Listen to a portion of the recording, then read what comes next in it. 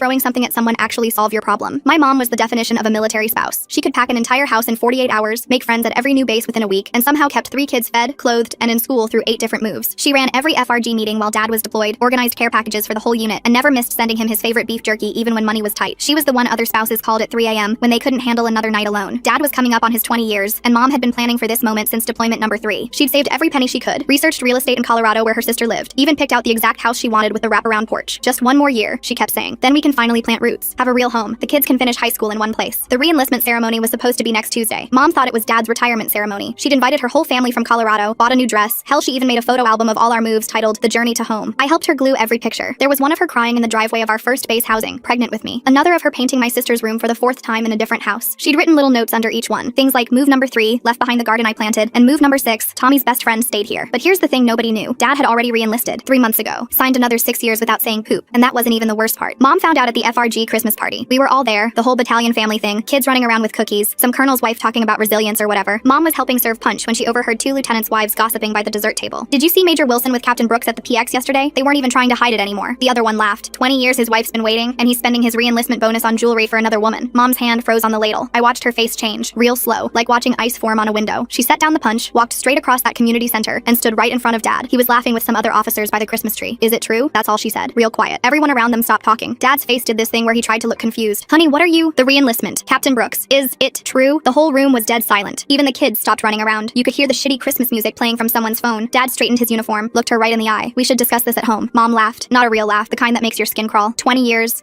I've waited for you to come home. Really come home. Not just between deployments. Not just for a weekend. Home. Her voice was getting louder. I've been the married single mother. I've been the mover, the packer, the keeper of everything while you played soldier. And you couldn't even tell me you signed away 6 more years of my life? Some colonel tried to step in, saying something about maintaining decorum. Mom turned on him. Decorum? Decorum? Where was decorum when I was in labor with our second child and he was in Iraq? Where was decorum when I had to explain to our son why Daddy missed his high school graduation for a training exercise? She turned back to Dad. And Brooks? Really? She's 23 years old. Dad's jaw tightened. Linda, you're being hysterical. This is what military wives do. You knew what you signed up for. Maybe if you understood sacrifice. Mom pulled out her phone, started scrolling. Let me tell you about sacrifice. I have 4,000 photos on this phone. You're in 217 of them. I know because I counted. I counted while you were deployed. Again. She threw the phone at his chest. It bounced off his medals. I sacrificed my career, my family, my friends, my sanity, my children's stability, everything. For what? So you could fuck your coworker and sign up for more years without asking? You're embarrassing yourself, Dad said, picking up her phone from the floor. And me, in front of my command. Mom nodded real slow. You're right. I am embarrassing myself, believing for 20 years that this would end, that I mattered as much as your precious career. She looked around the room at all the other wives. Some were crying. Most were just staring. How many of you are waiting for retirement too? How many of you think it'll be different when they hit 20? Nobody answered. Mom walked over to the dessert table, picked up the sheet cake that said, Merry Christmas 4th Battalion Families, in red and green frosting, walked back to Dad, and dumped the entire thing on his dress blues. Full story on channel, link below.